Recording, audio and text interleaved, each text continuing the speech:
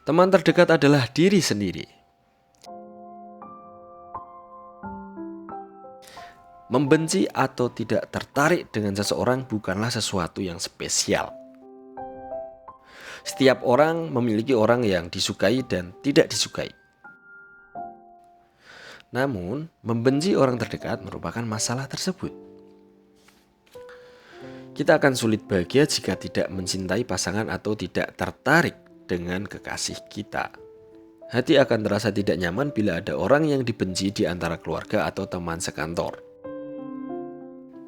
Kepedulian di antara pasutri secara alamiah juga akan berpengaruh terhadap anak-anaknya. Terlebih jika orang yang tidak disukai itu adalah dirinya sendiri. Terlebih jika orang yang tidak disukai itu adalah dirinya sendiri. Masalahnya akan semakin parah karena kita harus berhadapan dengan diri sendiri dalam semua kesepakatan. Misalnya saat berbicara, bergerak, makan, tidur, dan sebagainya. Kita harus melihat sosoknya setiap kali bercermin. Inilah yang membuat kesal orang yang tidak mencintai dirinya sendiri secara sengaja maupun tidak sengaja.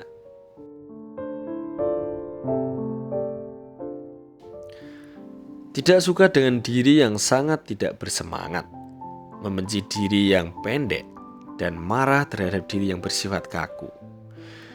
Di setiap saat itu, ia tanpa ragu mencerca dirinya dan membanding-bandingkan dengan orang lain. Bayangkan saja jika ada orang yang naik di punggung Anda dan sepanjang hari mencemooh atau membandingkan Anda dengan orang lain. Pasti sangat berisik sekali. Bagaimana jika ada sebuah alat di kuping kita yang membisingkan? Misalnya kamu pakai earphone terus olok-olok atau diejek, kamu jelek, kamu tidak bisa apa-apa dibandingkan orang lain. Nah, tentu saja otak kita akan tercuci ya kalau kita sering mendengar kata-kata negatif tersebut. Kamu jelek, kamu tidak bisa apa-apa dibandingkan orang lain. Itu sangat mengganggu telinga kita dan akhirnya otak kita tercuci, ya kan? Itulah yang terjadi ketika kita membenci diri sendiri. Kita bisa menghindari kalau orang lain yang mengkritik, tetapi itu tidak mungkin kalau diri sendiri yang membenci. Kita harus mendengar omelannya sepanjang hari, terus-menerus, ya kan? Orang yang harga dirinya turun akibat banyak cercaan dan membandingkan mudah sekali menjadi seseorang yang pesimis. Betul kan?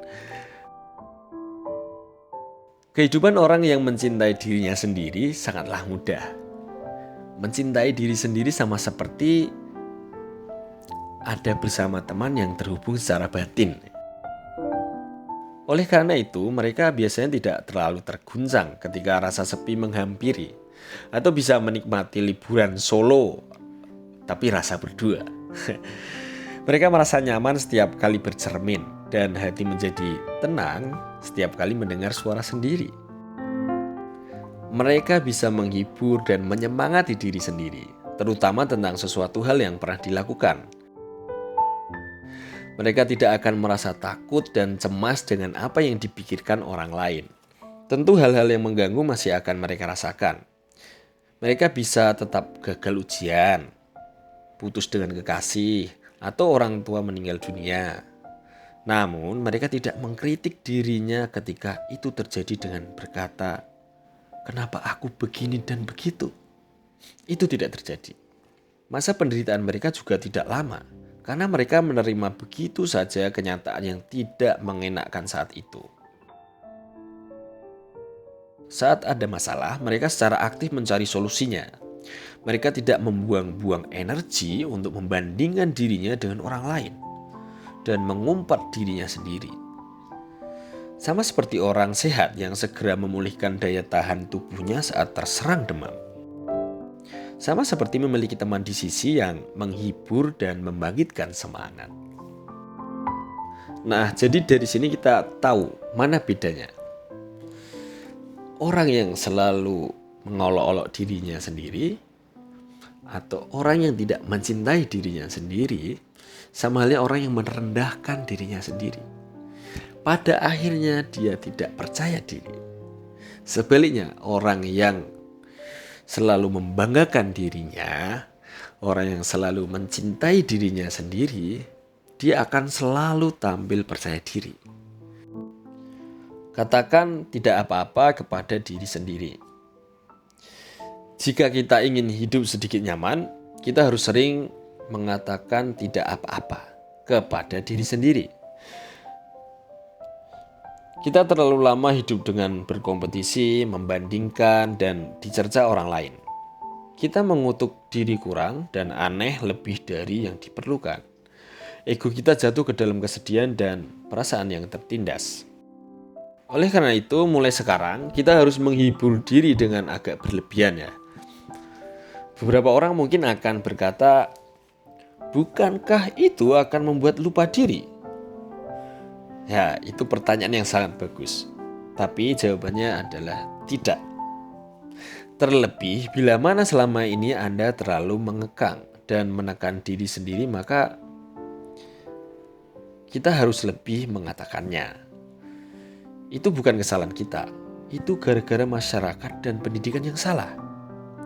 Tidak apa-apa melakukan justifikasi. Kita harus menoleransi dan merasionalisasi diri sendiri sampai agak berlebihan. Kita harus mengatakan lupa diri juga tidak apa-apa. Tidak apa-apa harga diri rendah. Berkat itu kita bisa lebih berusaha dan memiliki waktu untuk beristirahat ketika sedang tidak bersemangat. Kita hanya perlu berkata, tidak apa-apa kok, kamu sudah berusaha keras selama ini. Tidak apa-apa kalau sekarang belum bisa seperti itu, sebab ini adalah langkah pertama kita.